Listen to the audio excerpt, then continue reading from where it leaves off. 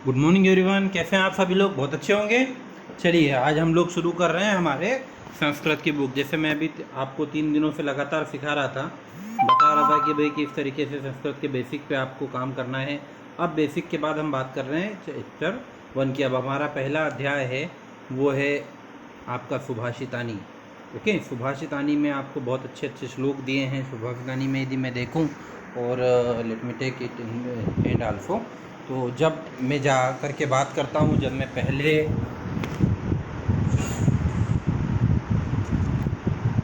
पहले और उस पाठ को पढ़ता हूँ, ठीक है, तो मुझे बहुत सारे श्लोक मिलते हैं वहाँ पर, और उन श्लोकों से ही जो है वो आपका चैप्टर है। देखिए, प्रथमः पाठः सुभाषितानी। ओके, तो चलिए सर, पहला सुभाषितानी का क्या मतलब होता है। देखिए, सुभाषित अर्थात सुधन भाषित, अर्थात सु का मतलब सुंदर, अच्छे शब्द, अच्छे वचन। ओके, उनको मिल करके उनको कहने की बात होती है, वो होती है सुभाषितानी। Okay, 1 minute, I was thinking कि ये शायद बंद हो गया, लेकिन नहीं चल रहा है। अच्छी बात। ओके, चलिए पहले श्लोक की बात करें। थोड़े से मैंने जो प्रिंट आउट लिया है उसमें कुछ आगे पीछे हुए हैं, लेकिन मैं आपको सभी श्लोक बताऊंगा, आगे पीछे भी है, तो आप थोड़ा सा समझ लें उस चीज़ को। तो पहला श्लोक हम उठाते हैं। क्या है पहला श्लोक? गुणा गुणगेषु गुणा भवन्ति ते निर्गुणं प्राप्य भवन्ति दोषाः सुस्वा दूतो याः प्रभवन्ति नद्यः समुद्रमासाद्य भवन्त्य पेयाः। थोड़ा सा डिफिकल्ट है, लेकिन आप 2-3 बार पढ़ेंगे जब बड़े आसानी से पढ़ पाएंगे। क्या है इसका मतलब, अपन देखिए, इसको समझने की कोशिश करें। शब्दार्थ आपके चैप्टर के आखिर में है, वहाँ पे शब्दार्थ खुद लिखेंगे। गुणा गुणगेषु गुणा भवन्ति, अर्थात गुण जब तक गुणी व्यक्ति के पास होते हैं, गुण मतलब मान लीजिए कोई गुणी व्यक्ति, हम कहते हैं कि बहुत अच्छा व्यक्ति है, तो गुण उसमें तब तक रहते हैं। ऐसा थोड़ी है जैसे बहुत अच्छी चीज़ भी हम कोई रखें तो वो कुछ समय के बाद ख़राब हो जाती है। आप बाज़ार जाइए, बाज़ार जा कर के कोई बहुत अच्छी सब्ज़ी लेकर के आइए, क्या होगा, कुछ समय तक तो सब्ज़ी अच्छी रहेगी, पर लाए तो आप अच्छी थे, लेकिन कुछ समय के बाद वो ख़राब हो जाएगी। तो गुणी व्यक्ति हमेशा अच्छा नहीं होता, या तभी तक अच्छा रहता है कि जब तक उसके पास अच्छे गुण। ठीक है, गुण जब तक गुणी व्यक्ति के पास होते हैं तब तक गुण होते हैं। ठीक, जब तक उसके पास है तब तक तो गुण है, परंतु जब वे ते निर्गुणम प्राप्य भवन्ति दोषा, परंतु जब वे गुण निर्गुण अर्थात गुणहीन व्यक्ति के पास चले जाए, ठीक है, जिसके पास गुणहीन व्यक्ति, हम कहते हैं ना यार इसको तो कुछ नहीं आता और अब देखो ये, तो वो कोई काम की बात नहीं है। यानी उसके पास गुण चले भी गए तो वो गुणों को संभाल नहीं सकता। गुण जो है वो एक अच्छे व्यक्ति के पास, सभ्य व्यक्ति के पास, गुणी व्यक्ति के पास रहेंगे तो ही काम के होते हैं। किसी ऐसे व्यक्ति के पास चले जाएं जो गुणी ना हो तो वो किसी काम के नहीं हैं। किस तरीके से? ठीक वैसे ही, यानी वही गुण जो है उसके लिए दोष बन जाते हैं। हम कहते हैं कभी कभी कि अरे यार ये तो इसकी चीज़ नहीं है, ये तो ज़बरदस्ती इसके पास है, और ये गुण इसके पास है तो ये तो नुकसान कर रहा है, इसके फ़ायदे वाली कोई बात ही नहीं है, इसके लिए कोई अच्छी चीज़ भी खराब हो गई। ओके, किस तरीके से? सुस्वादूतो याः प्रभवन्ति नद्यः समुद्रमासाद्य भवन्त्यपेयाः। जिस तरीके से एक बहुत अच्छी नदी, जैसे हम कहें कि मान लीजिए नर्मदा नदी की भी मैं बात करूं, नर्मदा नदी के जल को हम बहुत अच्छे ढंग से पीते हैं, है ना। कोई ओंकारेश्वर में जल ग्रहण करता है, और कोई कसरावद में कर रहा है, कोई महेश्वर में होगा, कोई आगे जा रहा है, कोई गुजरात में आ रहा है। लेकिन जब ये बहुत अच्छी नदी जा कर के समुद्र में मिल जाती है तो क्या हम वो पानी पीते हैं? हम कहने लग जाते हैं ये पानी तो खराब हो गया। यानी उसी नदी के बहुत अच्छे गुण जब उस अवगुणी के साथ मिल गए तो वो गुण समाप्त हो गए। समझ रहे? बहुत बड़ी बात है कि गुणी व्यक्ति के पास गुण हैं, ठीक है, तब तक तो ठीक है, लेकिन वही गुण यदि किसी अगुणी व्यक्ति किसी अज्ञानी व्यक्ति के पास चले जाते हैं तो वो फिर गुण नहीं रहते, वो गुण कहीं ना कहीं स्वतः समाप्त हो जाते हैं। ठीक उसी तरीके से जैसे नदी का जल पीने योग्य तो ज़रूर होता है, लेकिन जब नदी का जल जाकर के समुद्र में गिर जाता है तो वही पानी पीने योग्य नहीं होता। कहने का मतलब ये है कि गुणी व्यक्ति, जिसको हम कहते हैं कि ये बहुत गुणी है, वो उस समय तक अच्छा है, उस समय तक बहुत अच्छा है जब तक वो गुण उसके पास हैं और वो उस गुणों का सही दिशा में उपयोग भी कर रहा है। लेकिन वही गुण यदि किसी ऐसे व्यक्ति के पास चले जाएं जो गुणी ना हो, जो अज्ञानी हो, तो वो गुण उसके किसी काम के नहीं। ठीक उसी तरह जैसे नदी बहुत अच्छी होती है, लेकिन नदी जब समुद्र में जाकर के मिल जाती है तो फिर वो किसी काम की नहीं रहती। करेक्ट। चलिए let's come to the number 2।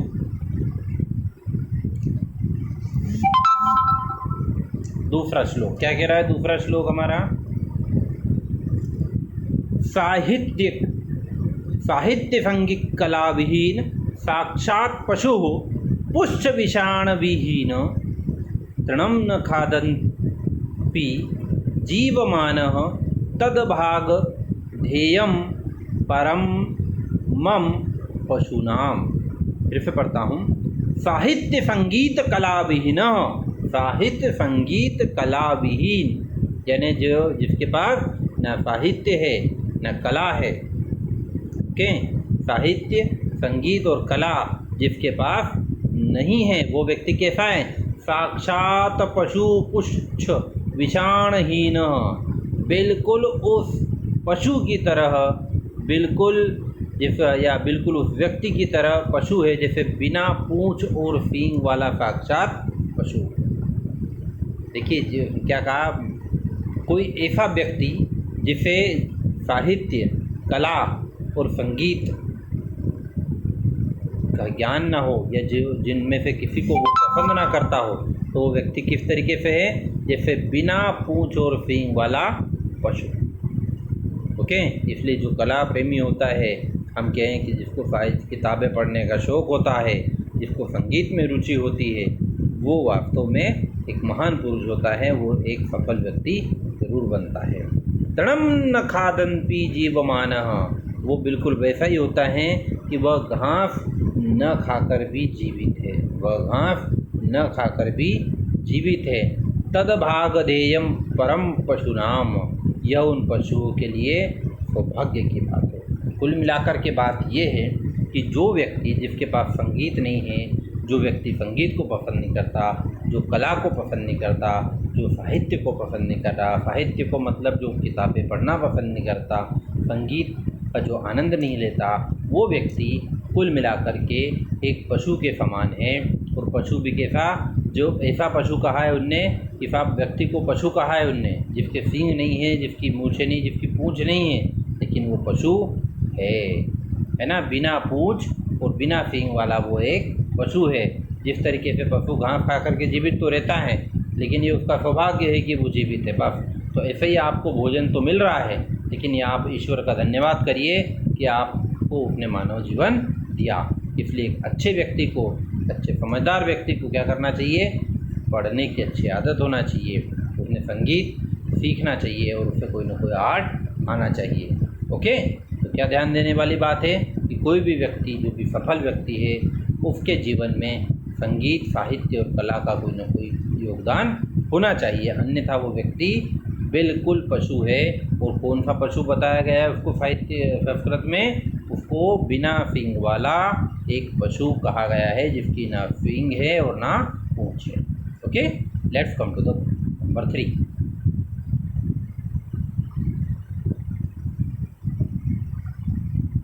तीसरा श्लोक क्या कह रहा है? दूसरा श्लोक, लुब्धस्य नश्यति यशः पिशुनस्य मैत्री नष्ट क्रियस्य कूलमर्थ परः धर्मः विद्याफलं व्यसनिनः कृपणस्य सौख्यम राज्यम प्रमत्त सजीवस्य नराधिपस्य।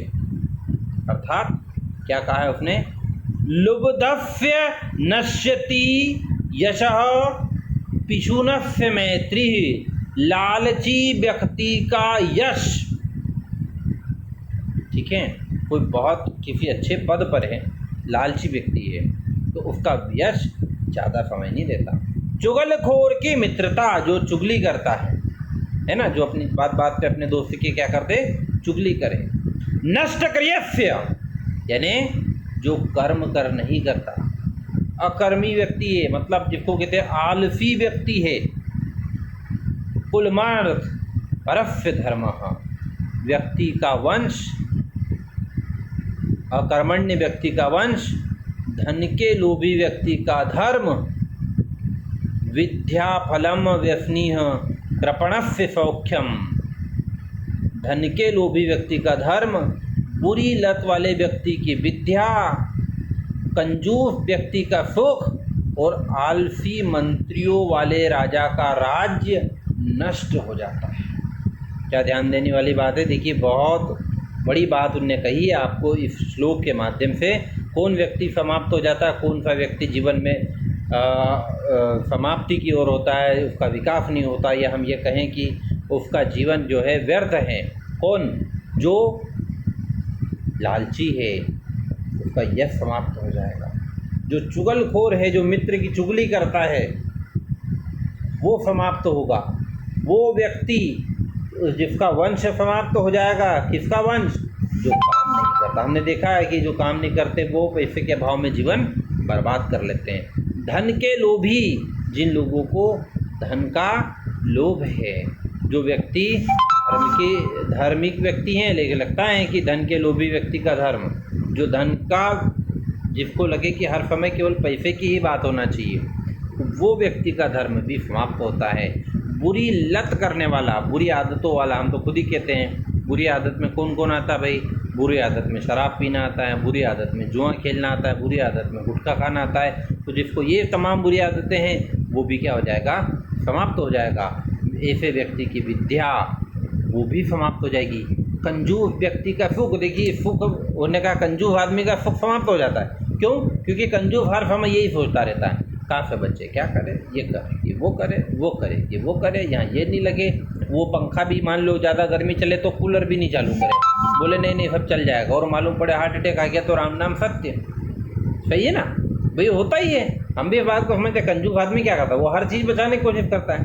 तो भाई आप, चलो अच्छी बात है आप डाइट पे रहो, लेकिन इतना तो भोजन जरूरी है कि आप जिससे जीवन चले। ऐसे ही कंजूस आदमी को वो खर्च तो करना पड़ेगा जो आवश्यक है। ओके। आलसी मंत्रियों वाले राजा, वो राजा जो जिसके आसपास के मंत्री आलसी हों। अब मंत्री संतरी आलसी होंगे तो उनको ज्ञान नहीं होगा, उनको ज्ञान नहीं होगा तो राज्य बर्बाद होगा। इसलिए हमेशा देखो जो कैबिनेट मिनिस्टर्स बनते हैं ना, वो बड़े एक्टिव लोग होते हैं। जो राजा के, अभी देखो आप भी, आपने हमारी स्कूल की बात हुई, अब देखिए हमारे पास कितने सारे लोग ऐसे एक्टिव मोड में रहते हैं। अमर सर हमेशा एक्टिव, संतोष सर हमेशा एक्टिव, सुरेश सर हमेशा एक्टिव, सचिन सर हमेशा एक्टिव, नंदिनी मैम हमेशा एक्टिव। तो ऐसे बहुत सारे लोग होते हैं राजा के पास जो एक्टिव हों, लेकिन ये डिफेक्टिव हो जाए तो फिर राज्य बर्बाद। सो जाओ आराम से, कुछ नहीं होने वाला आपका। ओके। तो किन किन लोगों को क्या क्या चीज़ें ध्यान रखना चाहिए और बर्बादी कहाँ कहाँ आती है। एक नंबर, पहली बात, लालची व्यक्ति, उसका यश हमेशा के लिए बर्बाद हो जाएगा। वो स्वतः हमेशा के लिए बर्बाद हो जाना उसका जीवन है, क्योंकि वो लालच कर रहा है, तो उसकी वैभव, उसका समृद्धि समाप्त होगी। चुगलखोर व्यक्ति जो मित्र की चुगली करता है वो बर्बाद हो जाएगा। उस व्यक्ति का वंश बर्बाद हो जाएगा जो काम नहीं करता है। काम करने के अभाव में वो समाप्त हो जाएगा। वो व्यक्ति जिसको लालच है उसका धर्म समाप्त हो जाएगा, क्योंकि धनी व्यक्ति है और उसको फिर भी लोभ है, धन का लोभ है, तो वो कहीं ना कहीं उसका धर्म खत्म कर लेगा। बुरी आदत वाला, जिसे बुरी आदत लगी हुई है, वो व्यक्ति की विद्या समाप्त हो जाएगी, उसके पास विद्या नहीं टिकेगी। कंजूस व्यक्ति का, यदि हम कंजूस व्यक्ति की बात करें तो कंजूस व्यक्ति, जो भी कंजूस होता है वो 24 घंटे केवल और केवल बचाने की सोचता रहता है। तो जब वो केवल और केवल बचाने की बात करेगा, केवल वो बचाने के ही बारे में सोचता रहेगा, तो ये समझ लीजिए कि वो भी स्वतः बर्बाद हो जाएगा। ओके। और दूसरा कौन बर्बाद होगा, वो राजा बर्बाद हो जाएगा जिसके मंत्री आलसी। करेक्ट। चलिए let's come to the next. आगे की तरफ बीच बीच में कोई ना कोई मुझे डिस्टर्ब कर देता है। Let me do one thing कि मैं इनको कहीं ना कहीं फ्लाइट मोड में डाल देता हूँ। Now they are in flight mode, so there will be no problem और हमारा काम चलता रहेगा। चलिए नेक्स्ट, अगला श्लोक क्या बोल रहा है भाई? अगला श्लोक हमारा कह रहा है पित्वा रसम तु कटुकम मधुरम समान माधुर्यमेव जनये। एक मिनट इसमें लान दो बड़े या जनये मधु मक्षिकासो संतस्थैव सम सज्जन दुर्जनानाम श्रुत्वा वचः मधुर सुक्तरसम सृजन्ति। क्या कह रहे हैं? पित्वा रसम तु कटुकम मधुरम समानम माधुर्यमेव जनयेम्यधुमक्षिकासो संतस्थैव सम सज्जन दुर्जनानाम श्रुत्वा वचः मधुर सुक्तरसम सृजन्ति। अर्थात मधुमक्खी देखी आप लोगों ने? मधुमक्खी के छत्ते को हाँ देखा है। क्या करते मधुमक्खी? मधुमक्खी बहुत जगह जाती, जगह जगह जाती। कहीं से कड़वा रस लाती है, कहीं से मीठा रस लाती है। पक्का? तो ये मधुमक्खी जो कड़वा और मीठा रस दोनों लाती है, मधुमक्खी के छत्ते को आप देखिए, उसके ऊपर बुला करके सब रखती जाती। लेकिन वहाँ पे जब शहद बनता है, कड़वा आता है क्या? मीठा। ओके, ये मधुमक्खी का बहुत बड़ा है। वो डंक भी मारती है, वो बड़ी आपको काटती भी है, दर्द भी होता है, लेकिन अंततः उसका जो फल है, उस मधुमक्खी के छत्ते से जो फल प्राप्त हुआ वो आपको मीठा प्राप्त होता है। ये अपने आप में बड़ी बात है। ओके, क्या कहना चाहता है ये श्लोक हमको कि मधुमक्खी कड़वा और मीठा रस समान रूप से पी करके मधुर रस का निर्माण करती है। ओके, पीत्वा रसम द कटुकम मधुरम समान माधुर्यमेव जनमे मधुमक्षिकासो। मधुमक्खी कड़वा और मीठा रस दोनों समान रूप से पी करके मीठे रस का निर्माण करती है। उसी तरीके से सज्जन, संत लोग, जो संत लोग होते हैं ना, साधु बाबा लोग, संत लोग सज्जन और दुर्जन दोनों की बातों को समान रूप से सुनते हैं और मीठी वाणी का निर्माण करते हैं। संत लोगों को आप देखिए, संतों से हमेशा पूछो, वो हमेशा विनम्रता से बोलेंगे, जबकि उनको तो डॉन भी मिलते हैं।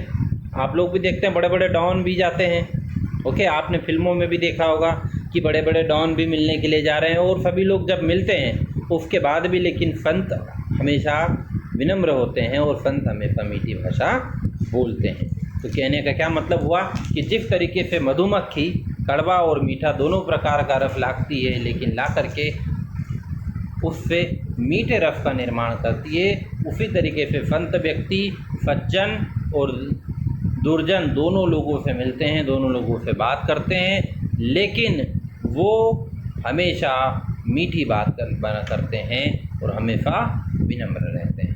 Okay, keep this thing in mind. हमेशा अच्छा बोलिए, हमेशा अच्छा रहिए। चलिए नाउ नेक्स्ट, विहाय पौरुषम यो ही देव मेवा वावलंबते प्रसाद सिंहवत तस्य मूर्धिन तिष्ठन्ति वयसाः। विहाय पौरुषम, जो व्यक्ति अपने पौरुष अर्थात परिश्रम को छोड़ करके भाग्य का सहारा लेते हैं। अब मान लो मैं बैठ जाऊं, है ना, अभी स्कूलें बंद है और मैं आराम से अपने घर सो जाऊं कि हाँ भाई स्कूलें खुलेगी, जब देखेंगे स्कूलें लगेगी तो होगा, नहीं तो कुछ नहीं होगा। तो क्या होना है भैया, अब मैं पुरुष हूँ, मैं युवा हूँ, तो मुझे मेहनत करना चाहिए, मैं बैठ थोड़ी सकता हूँ। ऐसे ही आप विद्यार्थी हैं, आपको बैठना थोड़ी है कि भाई स्कूलें लगेगी तब हम लोग देखेंगे, तब लोग पढ़ेंगे। ऐसा बिल्कुल नहीं है, हमको फेल पर पढ़ने की आवश्यकता है, खुद से पढ़ाई करने की ज़रूरत है। तो इस चीज़ को ध्यान दें कि जो युवा व्यक्ति होता है वो मेहनत पे विश्वास करता है, वो भाग्य का सहारा नहीं लेता कि भाग्य बदलेगा, कोरोना जाएगा तो काम करेगा, नहीं तो सोएगा, ऐसा थोड़ी होता है। कोरोना का मतलब है कुछ तो करो ना, कुछ तो नया करो ना, बैठो थोड़े, बैठने के लिए नहीं है। उस व्यक्ति की स्थिति महलों में बने हुए शेर की तरह होती है जिसके सिर पर कौवे बैठते हैं। किसकी बात कर रही है? जो मेहनत नहीं करता। जो व्यक्ति स्वयं मेहनत नहीं करता और भाग्य का रोना रोता रहता है, वो किस तरीके की स्थिति में होता है? बिल्कुल वैसा ही कि महलों में शेर तो बैठा है लेकिन उसके सिर पे कौवे बैठे हैं। अब फिर सोचेगा कि मेरा कौवे हटेंगे तो काम होगा। अब कौवे का फिर से कोई लेना देना नहीं, आप देखिए। लेकिन बिल्कुल वो उस कौवे के चक्कर में पड़ा रहता है कि कौवा जब हटेगा ना फिर मैं जाऊंगा। Why are you worry about this stupid crow, you have to just rely in yourself. Okay, तो क्या फिर से मैं आपको बताता हूँ श्लोक क्या कह रहा है कि जो व्यक्ति जीवन में परिश्रम से भागता है और केवल भाग्य के पीछे चलता है कि भाग्य होगा तो वो भाग्यवान होगा, वो व्यक्ति उस मूर्ख की तरह है, उस शेर की तरह है जो महल में तो बैठा है लेकिन उसके सिर पर कौवा बैठा हुआ है। ओके, और वो कौवे के साथ अपने आप को लेकर के चल रहा है। उसको राजा होने से कोई लेना देना नहीं कि वो राजा है और वो कर सकता है। इसको यदि सकारात्मक ढंग से लेंगे तो हमको क्या लेना चाहिए कि हमें कभी भी जीवन में भाग्य भरोसे नहीं बैठना चाहिए, हमें जीवन में कर्म के भरोसे बैठना चाहिए, काम करना चाहिए जिससे कि हम बहुत आगे अच्छे बढ़ सकें। करेक्ट? आई बात समझ में? लेट्स कम टू द श्लोक नंबर 6। क्या कहता है श्लोक नंबर 6? पुष्पपत्र फलयाच्छा मूल वल्लकल दारुभिः धन्या महिरुहा येषाम विमुखम यान्ति नार्थिनः। पुष्प पत्र फल लक्ष्य या मूल वल्लकल दारुभिः धन्या मरूरिहा महिरुहा येषाम विमुखम यान्ति नार्थिनः। अर्थात फल पत्ते जड़ लकड़ी आदि से युक्त पेड़ धन्य है। उन्होंने कहा देखिए पूरा लाइन है, पुष्प पत्र फल लक्ष्य मूल वल्लकल दारुभी, अर्थात फूल पत्ते फल छाया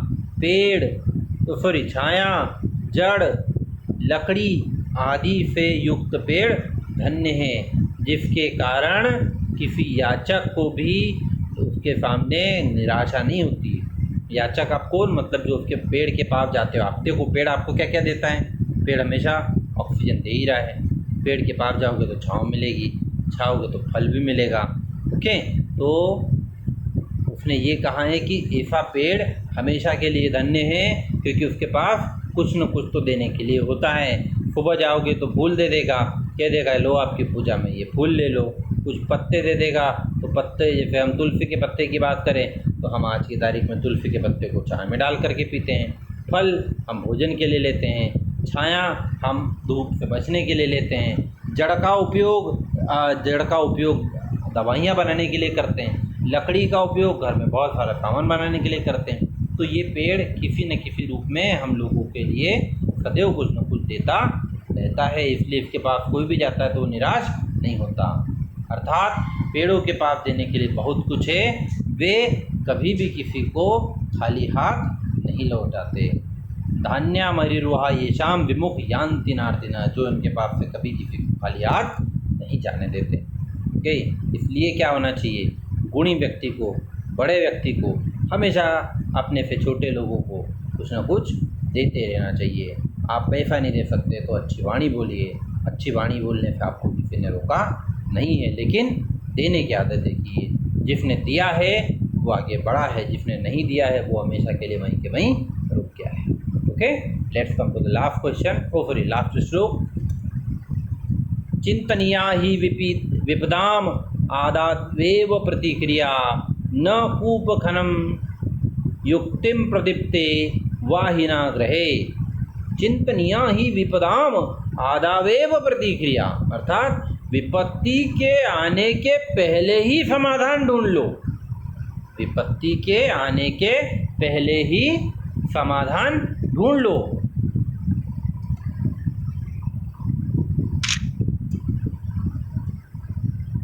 क्यों ढूंढ लो भाई?